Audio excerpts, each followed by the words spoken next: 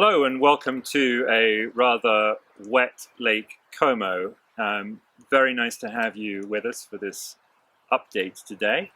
I hope you, your families, friends and colleagues are in good health and spirits, notwithstanding the continuing restrictions and difficulties caused by the pandemic. In this video I want to share with you some news and give you some updates on the Chamber's plans for the coming months. Firstly though, I want to say a few words about Prince Philip, who, as you will know, died on Friday, only 2 months shy of his 100th birthday. He was the longest serving consort of any monarch, having supported the Queen both publicly and privately for nearly 70 years.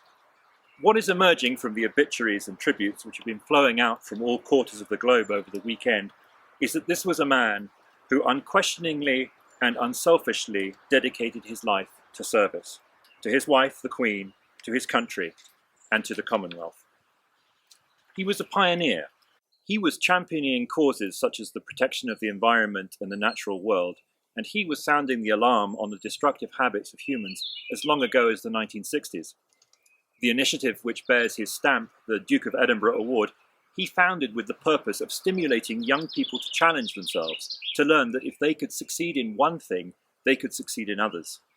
More than 3 million young adults have taken part in the scheme, and in many cases it has turned their lives around. The Queen referred to him as her strength and stay, and said that the country owed him a greater debt than he would ever claim, or we shall ever know.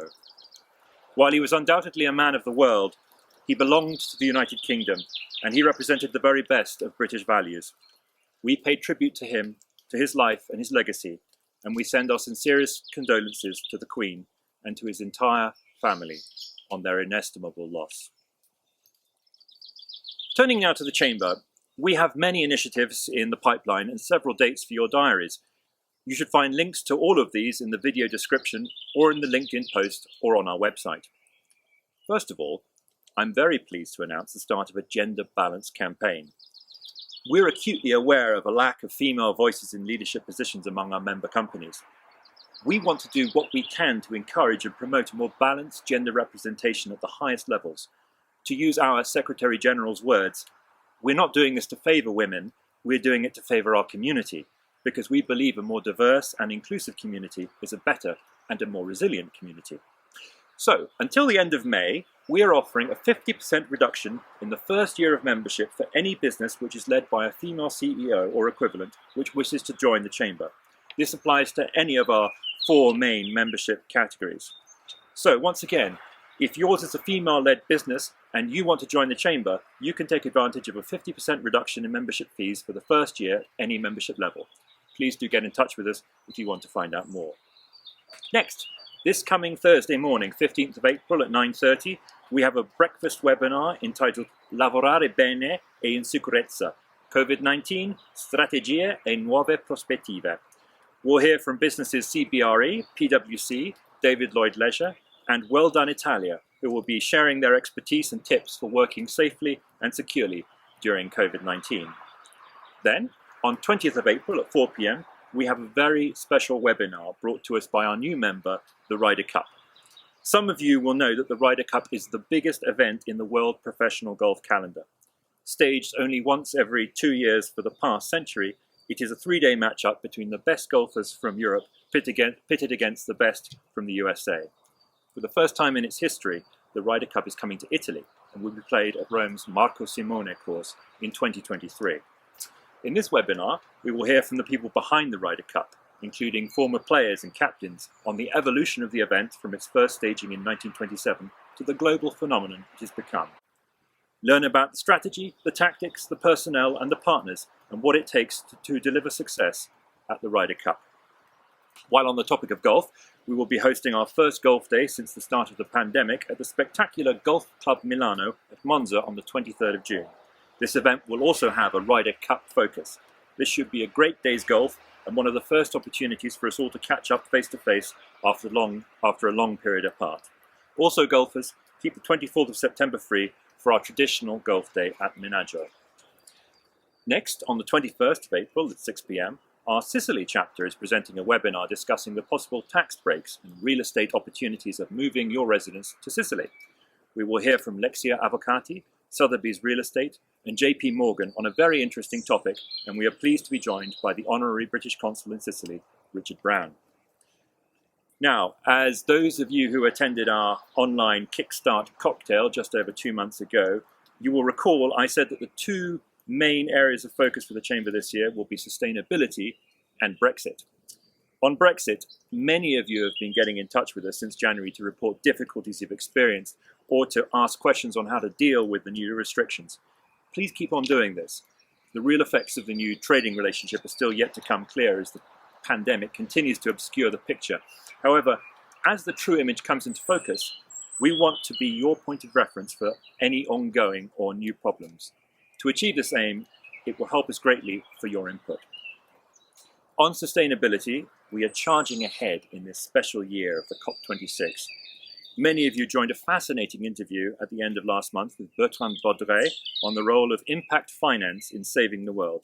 Thank you to Paule and the BCCI Inclusive Finance team for that, and if you missed it, you'll find a link to a recording of it in the video description so you can watch it at your leisure. We'll have 2 more webinars on impact finance coming up, so look out for those. Most significantly, however, we are delighted that our gala this year, which will be held on the 21st of September at the San Siro Sheraton Hotel, will be a green pre-COP gala and will also be the first event of this year's ASVIS Festival. ASVIS is the Italian Alliance for Sustainable Development and our key partner this year. This will be a very special evening dedicated to promoting the aims of the climate conference, championing the pursuit of the 17 Sustainable Development Goals, and celebrating and honouring the advances of our members in achieving those objectives.